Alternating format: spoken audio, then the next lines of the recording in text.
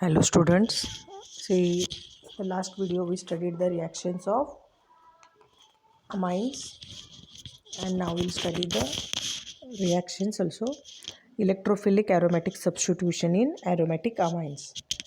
See, amino group is ortho and para-directing and powerful ring activating group.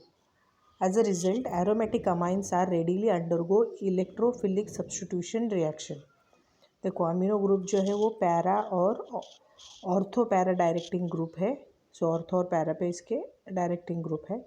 So as this because of this aromatic amines are readily undergo electrophilic substitution reaction. So first reaction in that is bromination. Aniline reacts with bromine water at room temperature to give a white precipitate of 2,4,6 tribromoaniline. 2,4,6 tribromoaniline is the white colored precipitate we will get here when aniline react with Br2 water in presence of Br2 water. So it will give as a byproduct HBr. So this reaction is under electrophilic substitution reaction. Then next is nitration. Direct nitration of aniline yields a mixture of ortho, meta, para nitroanilines. In acidic medium, amine group is protonated to NH3 plus dash NH3 plus group, which is meta directing and deactivating. Hence, considerable amount of meta nitroaniline is obtained. देखो nitration कैसे reaction है. It is yields to meta, ortho, meta and para. All the तीनों position पे nitration होता है और nitroaniline मिलता है हमें. So in acidic medium amine group is protonated to ammonium like an dash NH3 plus group which is meta directing. So and it is deactivating. ये जो NH3 plus है ये meta directing है, इसीलिए यहाँ पे considerable amount of meta nitroaniline is obtained in acidic medium only. See this aniline plus or reagent is used here, concentrated nitric acid and concentrated H2SO4 at 288 Kelvin, means it is in acidic medium. तो देखो हमें तीनों compound मिलते हैं, जैसे 51% para नाइट्रोएनिलीन, 47% Meta नाइट्रोएनिलीन और 2% ortho नाइट्रोएनिलीन. तो para और मेटा यहाँ पे ज़्यादा परसेंटेज में मिलते हैं. So however, to get para-nitroaniline as a major product, amine, that is NH2 group, is first protected from or protected by acetylation. Then nitration is carried out and amide is hydrolyzed. अगर हमें para-nitroaniline ज़्यादा percentage में चाहिए तो हमें क्या करना है, we have to protect the NH2 group. Then nitration we have to carried out. Nitration होने के बाद फिर उसको हाइड्रोलाइज करेंगे. ऐसे देखो aniline react with pyridine in presence of anhydrous acid or acetic anhydride.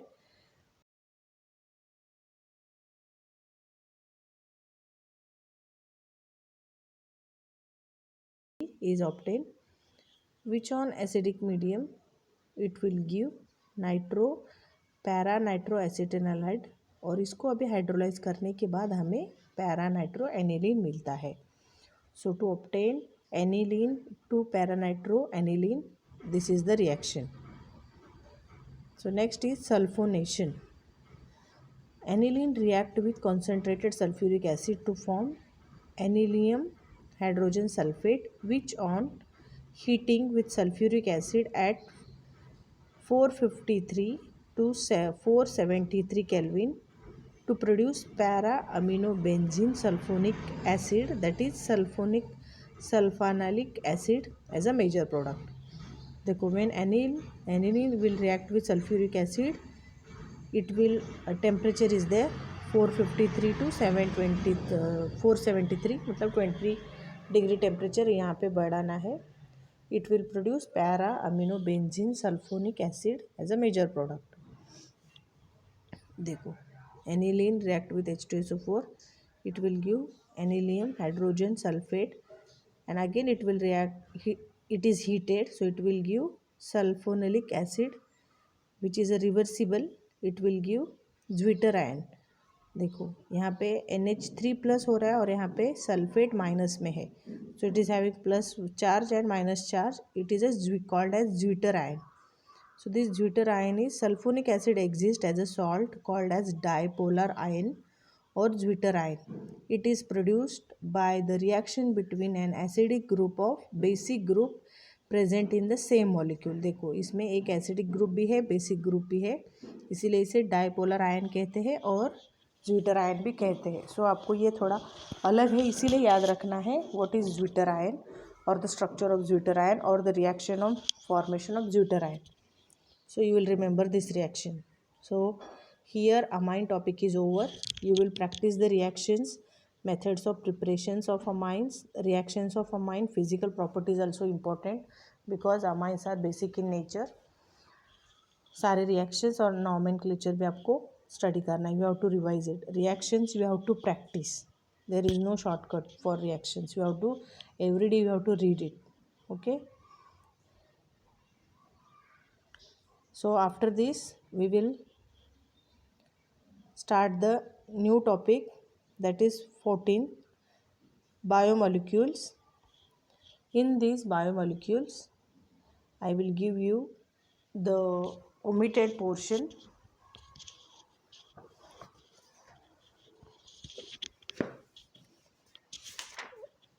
from biomolecules. First part, that is 14.1, that is nitro introduction principal molecules of living world, ऐसे है.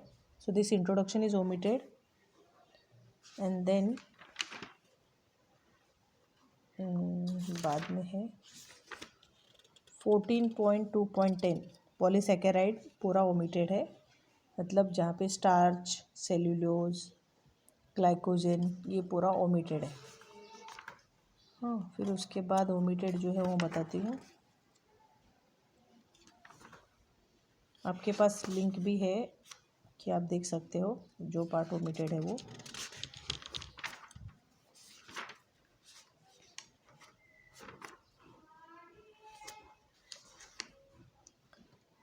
Next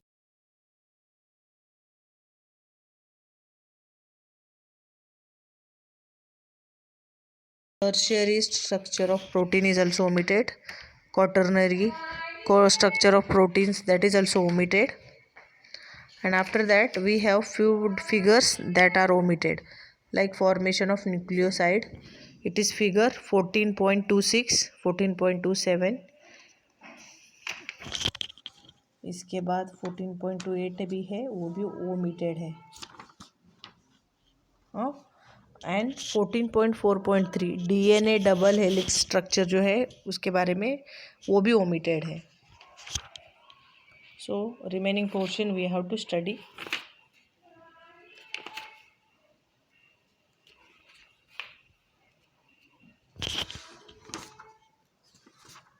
Understood which portion is omitted from this?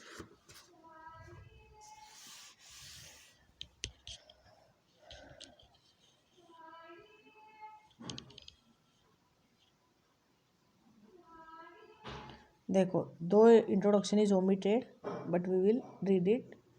C biomolecules we have started. First topic is introduction, that is principal molecules of living world. Bodies of living organism contain large number of different molecules which constitute their structure. They are also part of various physiological process taking place in them. Primary structural material of organism are proteins and cellulose. By means of unique process of photosynthesis, plant produce carbohydrates. ये आपको पता है कि photosynthesis से carbohydrates मिलता है. That plants utilise the minerals observed by their roots to produce proteins. Lipids are the main ingredient of vegetable oils and milk fats. Nucleic acids consist of genetic material of organism. देखो nucleic acids genetic materials होते हैं. So in this chapter we are going to study the some aspects of three principal biomolecules, namely carbohydrates, proteins and nucleic acids. तो हमें तीनों के बारे में detail में स्टडी करना है, कार्बोहाइड्रेट्स, प्रोटीन्स और न्यूक्लिक एसिड। तो अभी हम कार्बोहाइड्रेट की ओर चलते हैं। Carbohydrates. From the simple chemical reaction of many carbohydrates, it is understood that carbohydrates are polyhydroxyaldehydes or ketones or compounds which gives rise to such a units on hydrolysis. Some carbohydrates like glucose, fructose are sweet in taste and are called sugars. The most commonly used sugar is sucrose, which is obtained from sugar cane or sugar beet. देखो carbohydrates कैसे है। From the simple chemical reactions, it is understood that carbohydrates are polyhydroxyaldehydes or ketones. ये definitions है उसका कि और the compound which gives rise to such units on hydrolysis. एक तो ये है या फिर ये हाइड्रोलिसिस होने के बाद देते हैं, क्या देते हैं, पॉलीहाइड्रोक्सी, मतलब उसमें हाइड्रोक्सी ग्रुप भी है, अल्डिहाइड है, कीटोनिक है। ओके, सो ऐसे को कहते हैं, ऐसे कंपाउंड्स को कहते हैं कार्बोहाइड्रेट्स। देखो कौन से कार्बोहाइड्रेट्स है, like glucose, fructose and sweet in taste, they are sweet in taste, are called sugars. तो शुगर्स है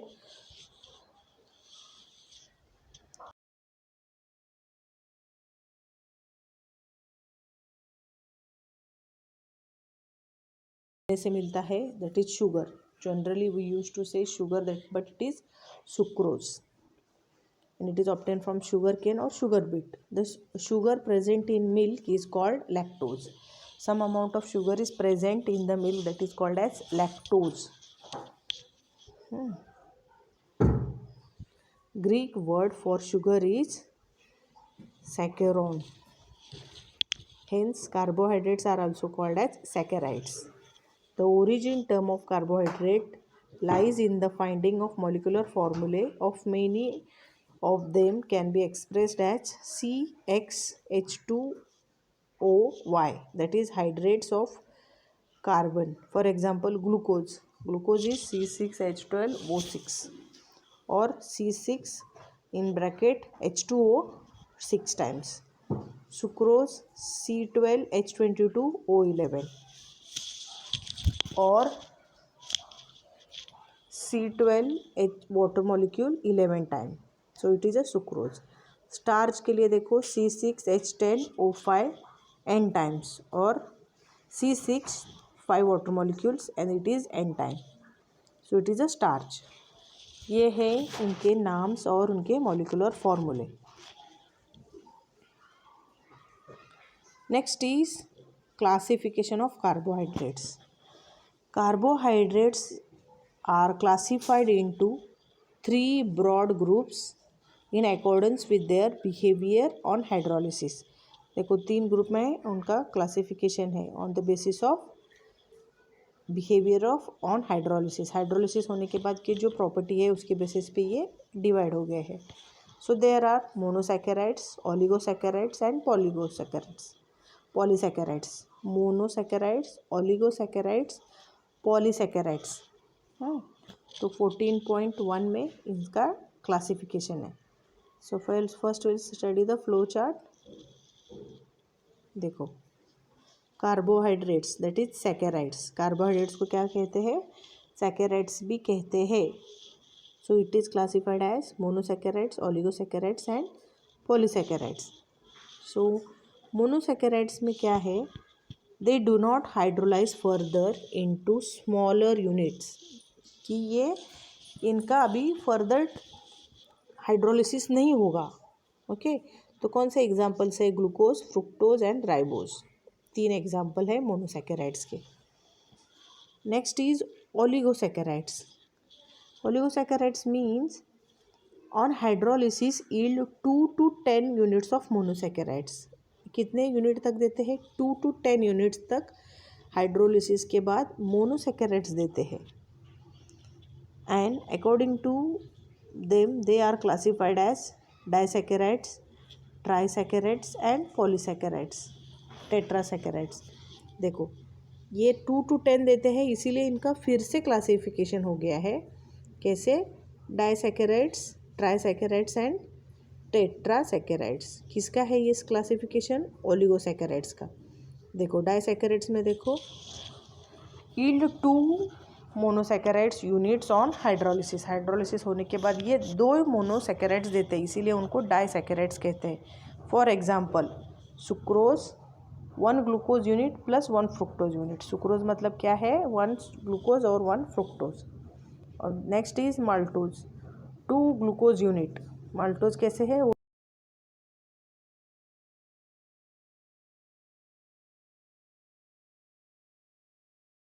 फिर से इसका क्लासिफिकेशन है ओलिगोसैकेराइड्स का ट्राइसैकेराइड्स। ट्राइसैकेराइड्स इसलिए है because it is yields 3 monosaccharides unit on hydrolysis. For examples भी दिए हैं। Raffinose that is 1 unit of each glucose and fructose galactose. ये तीनों देता है एक एक एक एक। और टेट्रा 4 देता है यहाँ पे। देखो it yields 4 monosaccharides units on hydrolysis. For example stachyose that is 1 glucose plus 1 fructose 2 galactose. ऐसे ये 4 देते हैं। और कार्बोहाइड्रेट्स का थर्ड क्लासिफिकेशन है कि polysaccharides. Polysaccharides means yield large number of monosaccharides units on hydrolysis. बहुत सारे यूनिट्स ये हाइड्रोलिसिस के बाद देते हैं। तो एग्जाम्पल कौन से हैं? Starch, glycogen, cellulose.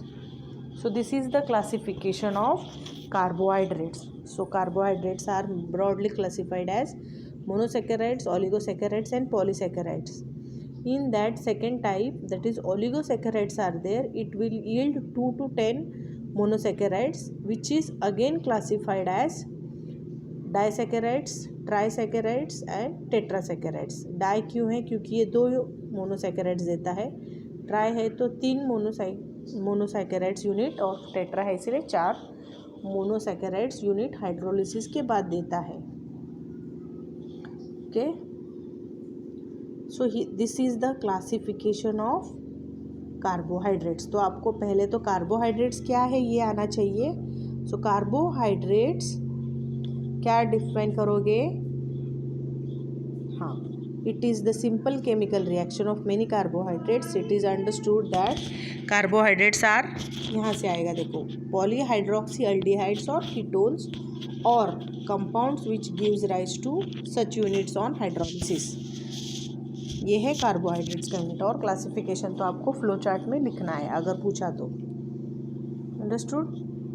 इसमें मोस्टली डेफिनेशंस पूछते हैं, एक हाथ स्ट्रक्चर पूछते हैं, और प्रिपरेशंस, रिएक्शंस, प्रिपरेशन वगैरह पूछते हैं। तो थोड़ा सा सिस्टमेटिकली स्टडी करो ये टॉपिक। सो क्लासिफिकेशन देखो, अब यहाँ पे भी लिखा है monosaccharides do not hydrolyse further into smaller units of polysaccharides, aldehydes and ketones. Now oligosaccharides on hydrolysis yield 2 to 10 units of monosaccharides. According to them, they are further classified as disaccharides, trisaccharides and so on. And polysaccharides give very large number of monosaccharides units on complete hydrolysis. Complete hydrolysis होने के बाद ये देते हैं polysaccharides है. Okay, so this is the classification now we studied. Now we will see the nomenclature. देखो, according to IUPAC system of nomenclature, general name of monosaccharides is glycose. क्या नाम है मोनोसैकेराइड्स का? ग्लाइकोज. So monosaccharides with one aldehydic carbonyl group is called aldose. अगर इसके साथ एक aldehyde group है तो उसे अल्डोज कहेंगे. Well, that with one ketonic carbonyl group is ketose. Ketonic group है तो कीटोज, अल्डिहाइड है तो aldose. These names are further modified in accordance with total number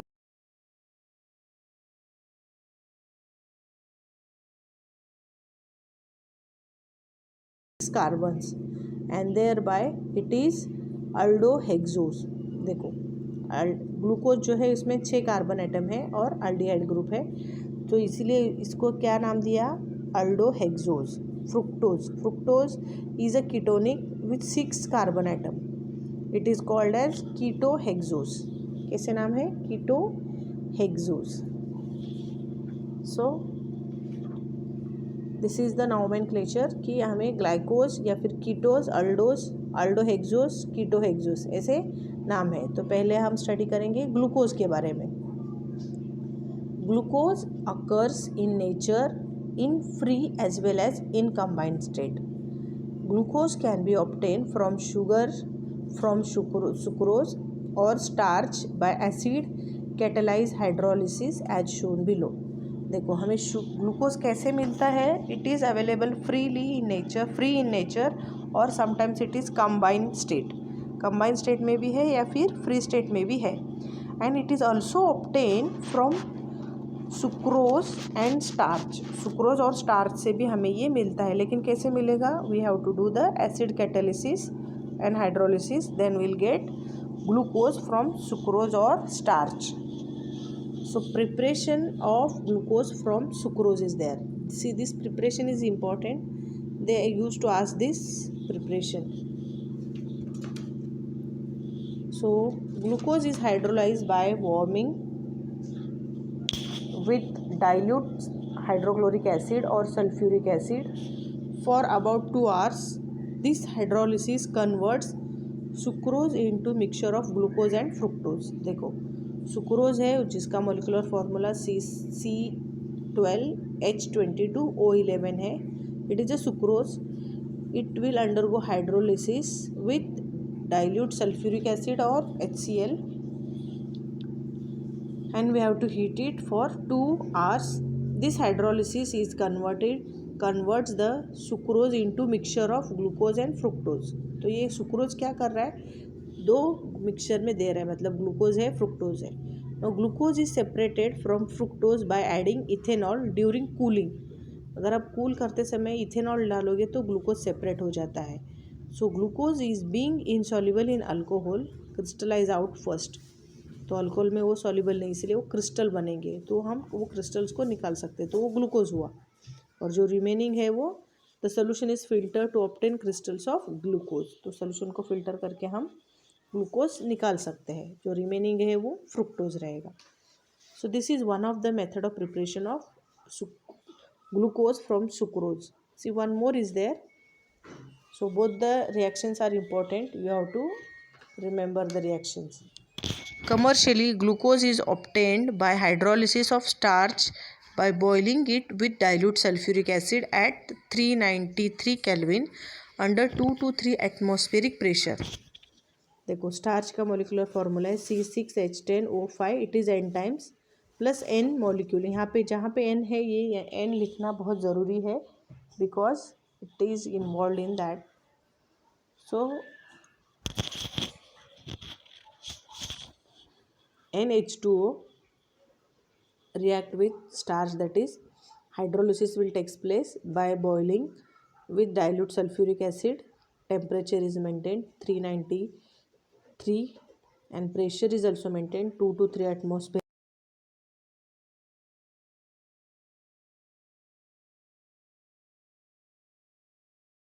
Six is obtained.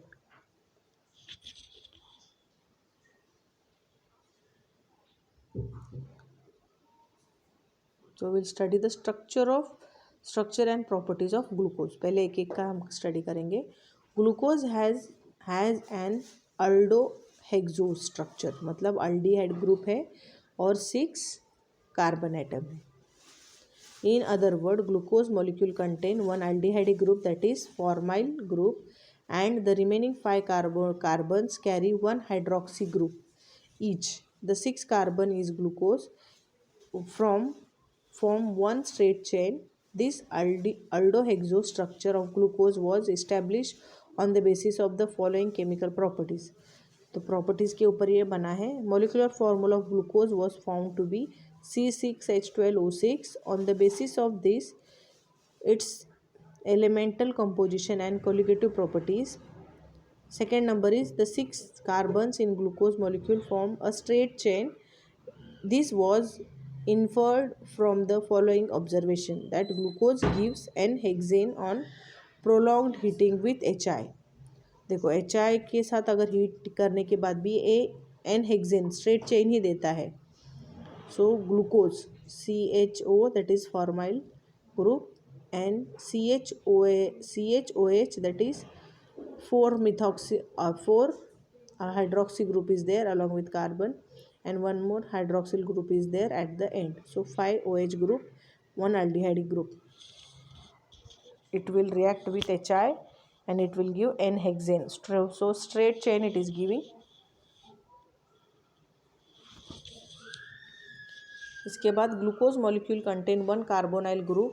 This was inferred from the observation of glucose forms oxime by reaction with hydroxyl amine and give cyanohydrin on reaction with hydrogen cyanide. तो reaction भी दिया है. देखो glucose का reaction होता है hydrogen cyanide के साथ. So it will form cyanohydrin. देखो whenever you will write CHO is on the top and CHOH it is a 4 times, and at the bottom CH2OH you will write, and see that OH group is on this side only, so it is a glucose. When glucose is reacts with hydrogen cyanide it will form. देखो last में जो है वो सब structure वैसे ही रहेगा, लेकिन oxygen की जगह पे आता है CN बॉन्ड और एक आता है OH bond. So it is cyanohydrin. और दूसरा रिएक्शन है oxime NH2OH. It is a oxime. So when glucose is reacts with oxime it will give oximes when hydroxyme is reacted. NH2 is hydroxyme, hydroxyl amine के साथ NH2OH के साथ react होने के बाद ऑक्साइम देता है. जैसे देखो CH2OH तो वैसे रहेगा, जो ब्रैकेट में CHOH 4 टाइम्स है वो भी वैसे ही है, लेकिन चेंज कहाँ पे हो रहा है. CH carbon nitrogen double bond and OH group is attached.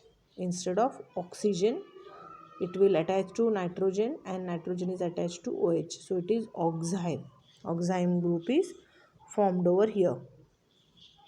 Okay. So these are the chemical properties of glucose. And one more is there, that is fourth one. The carbonyl group in glucose is the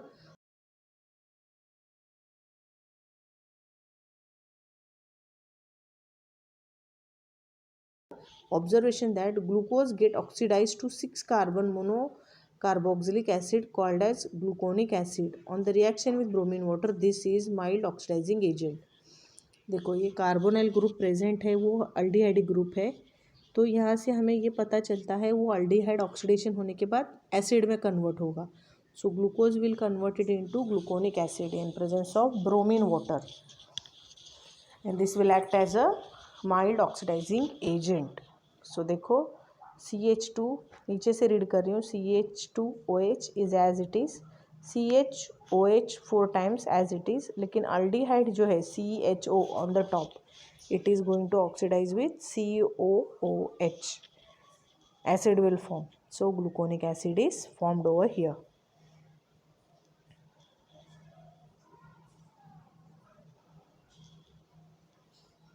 Next is glucose contain 5 hydroxy groups. देखो ये सारे glucose के बारे में है, glucose का structure और properties of glucose में है. तो ग्लूकोज में कितने 5 हाइड्रोक्सी ग्रुप्स है. एक कार्बोनाइल ग्रुप है.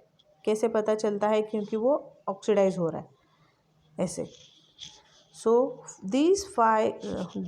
This was referred from the observation that glucose reacts with acetic anhydride to form glucose pentacetate.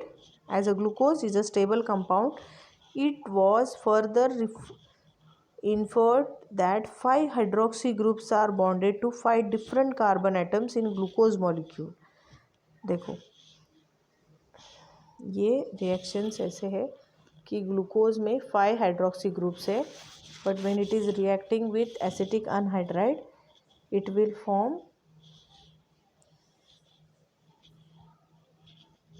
glucose pentacetate.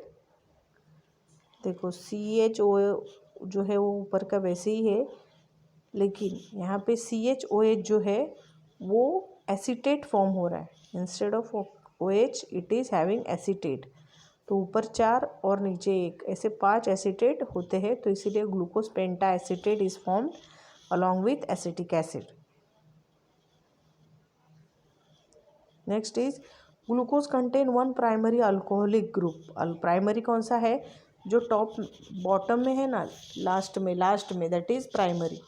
देखो, it was inferred from the following observation. ये हमें इससे पता चलता है कि glucose and gluconic acid both on oxidation with dilute nitric acid give the same dicarboxylic acid called as saccharic acid.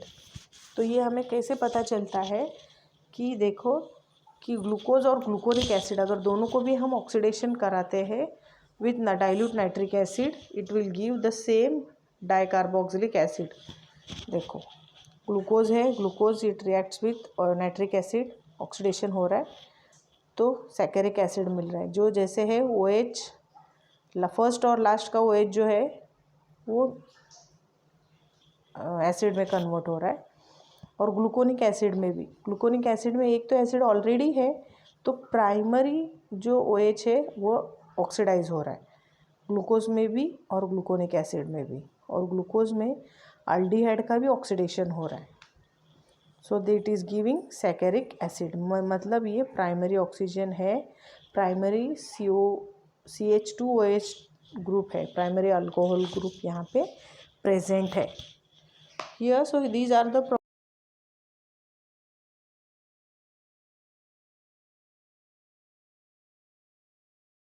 having one aldehyde group, that is carbonyl group, and 5 OH group is there. In 5 OH group, one OH group is primary and others are secondary. So these are the conclusion or properties of glucose. So today you will write the classification of carbohydrates and preparation reactions of glucose. 2 reactions है वो दोनों लिखो, और ये जो chemical properties के points दिए हैं ये भी आपको लिखना है। So you will write this in your notebook. Even amine का भी लास्ट जो रिएक्शन है, इलेक्ट्रोफिलिक सब्स्टिट्यूशन के रिएक्शंस बताए हैं, वो भी आपको लिखना है। You have to write the reaction.